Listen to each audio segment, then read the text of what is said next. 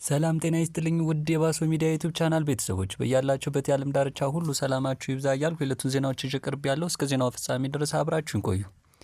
የኢትዮጵያ የባህር በር ጥያቄ ዓለም አቀፍ ማህበረሰቡን አድናቆትና ድጋፍ እያገኘ ነው። የኢትዮጵያ ወደብ ለማግኘት እየተከተለችው ያለው ዲፕሎማሲያዊ አካሄድ የዓለም አቀፉ ማህበረሰብ ግንዛቤና ድጋፍ እያገኘ መሆኑን የውጭ ጉዳይ ሚኒስቴር የሁኔታዎች ክትትል ዳይሬክተር ጀነራል ዘሩባቤል ጌታቸው ገለጹ። ዘሩባቤል ለጋዜጣ ፕለስ በሰጡት ቃል የኢትዮጵያ የባህር ጥያቄ በመጀመሪያ ለብዙዎቹ አስደንጋጭ እንደነበርና ከኢትዮጵያ ይመጣል ተብሎ ያልተጠበቀ እንደነበር አስታውሰዋል።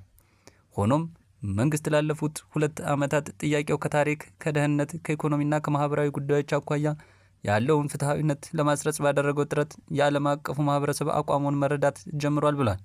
የኢትዮጵያ ጥያቄ ለምሳሌ የተነሳ ሳይሆን ታስቦና ታልሞ የተጠየቀ እንደሆነ የተገነዘበው የዓለም አቀፉ ማህበረሰብ ድጋፍ እያደረገ መምጣቱ ዳይሬክተሩ ጀነራሉ አብራርተዋል። የኢትዮጵያን ጥያቄ የመስፋፋት ጉዳይ አድርገው ለመግለጽ የሞከሩት አካላት አካሄድ መክሸፉን የጠቆሙት ዘሩባቤል አሁን ላይ ማህበረሰቡ ጉዳዩን በአዎንታ እየተመለከተው እንደሚገኝ አረጋግጠዋል። ዘሩባቤል የኢትዮጵያ ውጭ ጉዳይ አካሄድ ሲገልጹ ዶግማቲክ ሳይሆን ገቢር ነበብ መሆኑን አጽንኦት ሰጥተዋል።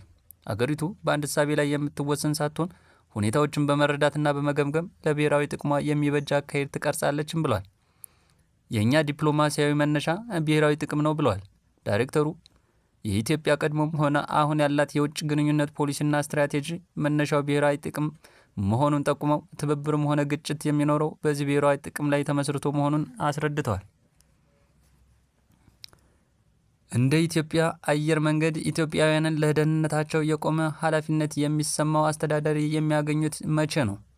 በበድሉ ዋቅጅራ በመጀመሪያ ከ40 በላይ የሚሆኑ ዩኒቨርሲቲዎች ተምረው ሳይማሩም ተመርቀው ወይም ትምህርታቸውን 12ኛ ላይ አቁመው እዚህ ግባ የሚባል የስራ ዕድል በሌለባት ሀገር የሚበተኑ ወጣቶች ማህበራዊ ሚዲያን እንደ ስራ ፈጠራ ዕድል በመጠቀም ራሳቸውን በገቢ ለመደጎም የሚያደርጉትን ጥረት በጅምላ አልቃወምም። ለዚህ ጽሑፍ መነሻ የሆኑኝ በቁጥር ጥቂት የማይባሉት ለይዘት ፈጠራ ያጠራቸውን እውቀትና የህይወት ልምድ ድንቁርና የአእምሮና የስነ ልቦና ችግር በወለደው ድፍረትና ንቀት ተክተው የደደቡትና የሰገጡት ናቸው። እንደ ሰመረ ባሪያው፣ አሌክስ አብርሃም ወዘተ ያሉ ሰዎች በቲክቶክ በሚሰሩት ጠቃሚ ይዘት ስማቸው እንኳን ሳይጠራ አለመለወጥን አእምሮን ያለመጠቀም አርማ አድርገው በሚንቀሳቀሱ ወጣቶች መኪና የሚሸልመው በሚሊዮን የሚቆጠር ተከታዮች እንዲያገኙ የሚያግዙ ተቋማትን መመልከት እጅግ በጣም ያሸማቅቃል። በሀገርና በማህበረሰብ ላይ ተስፋ ያስቆርጣል። ይሁን እንጂ ፕሮፌሰር መስፍን ወልደ ማርያም በሀገርና በማህበረሰብ ላይ ተስፋ መቁረጥ ሀገርን ለደንቆሮችና ለደፋሮች ለአምባገነኖች አሳልፎ መስጠት ነው ይሉ እንደነበረው ይህ እንዳሻው ብሎ ማለፍ ያዳግታል። ምን አይነት ተቋማት ናቸው ይህን የሽልማት ፕሮግራም የሚያዘጋጁትና በገንዘብ የሚደግፉት? ለነዚህ ተቋማት ሀገርና ማህበረሰብ ከሸቀጣቸው ማራገፊያነት የዘለለ ትርጉም የላቸውም ማለት ነው። በነገራችን ላይ የከሳቴ ብርሃን ተሰማ የአማርኛ መዝገበ ቃላት ሰገጠ የሚለውን ቃል ክፉ ሰው፣ ሞገደኛ፣ የሰውን ነገር የማይቀበል ሲል ይፈተዋል። የሽልማቱ ሲገርመን ሰግጥ ፈምስ የሚባል ሀገራዊ ጉዞ አዶናይን ይዞ ድንቁርናን ተመርኩዞ ሊዘጋጅ ስለመሆኑ ጋዜጠኛ መግለጫ መሰጠቱን ተመለከቱ። በኤአይ የተሰራ ነው በለኝ ብዬ ሰዎች ጋር ደወልኩ። የተመኘሁት ሳይሆን ቀርቶ እውነት ነው። ልጆችና ወጣቶች በተለያየ ምክንያት የእነዚህ ቲክቶከሮች ተከታይ ሊሆኑ ይችላሉ። እኔን እንቅልፍ የነሳኝ ፈጽሞ በማልጠብቀው ሁኔታ የጋዜጣዊ መግለጫው ተናጋሪ ወይዘሮና የሰራዊት ፍቅሬ ጉዳይ ነው። ይህች ሴት ለልጆቿ ደድቡ ሰግጡ ትላለች ማለት ነው። በአፍለኛው የሬዲዮ ድራማ አሃዱ ብሎ ብዙ ውጣ ውረዶችና አልፎ እዚህ የደረሰው ሰራዊት ፍቅሬ የመጣበት የሙያ ትግል ጉዞ ላይ ውሃ ከልሶ ሰግጥ ፈምስ የሚል ሀገራዊ ዘመቻ ፊት አውራሪ ለመሆን የተነሳው ምን አስመልክቶ ነው? ለመሆኑ ሰራዊት የዚህ አካል መሆኑ ለልጆቹ የሚያስተላልፈው መልእክት እዚህ የደረስኩበት ደድቤ ሰግጬ ነው የሚል እንደሆነ ያውቃል? የትምህርት ስርዓታችን ማጥ ውስጥ ነው። በሙስና ተጨማልቀናል። የሃይማኖት ተቋሞች ረክሰው ዓለማዊ መድረኮችን እየመሰሉ ነው። ይህ ሁሉ አልቆረቆራቸውም፣ ለዘመቻ አላነሳሳቸውም።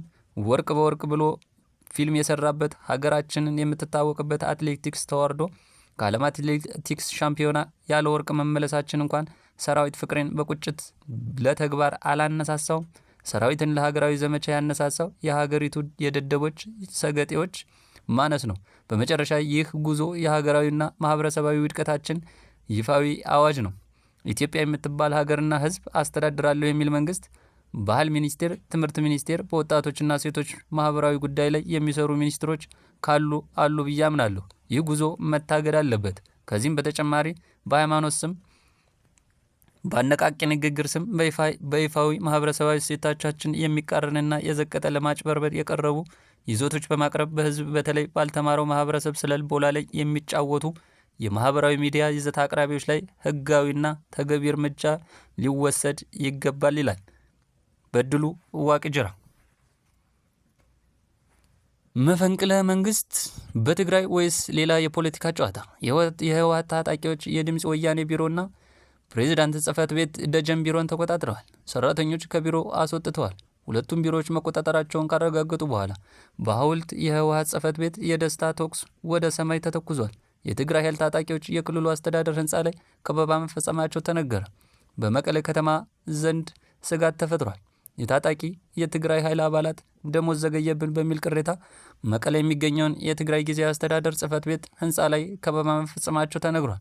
የትግራይ ኃይል አርሚ 31 የተባለው ክፍል ከ70 በላይ የሚሆኑ አባላት ረቡዕ ህዳር 24 ቀን 2018 ምሽት አራጉር እንደርታ ከተባለ ቦታ ተነስተው ነው ዛሬ ሐሙስ በአስተዳደሩ ህንፃ ላይ ከበባ የፈጸሙት።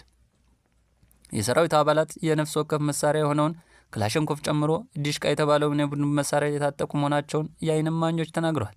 ይህ በእንዲህ እንዳለ የአርሚ 31 የቅርብ አዛዦች ክስተትን ለማርገብ ሊያናግሯቸው ቢሞክሩም ከፍተኛ ባለስልጣናት ወጥተው ያናግሩን በሚል ሳይቀበሏቸው መቅረታቸው ተገልጿል። የታጣቂዎች እንቅስቃሴ ከትናንት ጀምሮ የታየ መሆኑን ነዋሪዎች ያመለከቱ ሲሆን በዚህም ሳቢያ በመቀሌ ነዋሪዎች ዘንድ ከፍተኛ ስጋት ተፈጥሯል። የክልሉ ባለስልጣናት ውጥረቱን ለማርገብ ጥረት እያደረጉ መሆኑ የተገለጸ ሲሆን ከእኩሉ ቀን በኋላ ታጣቂዎች ከጊዜያዊ አስተዳደሩ ከፍተኛ ባለስልጣናት ጋር ውይይት መጀመራቸው አሁን የወጡ መረጃዎች ያመለክታል።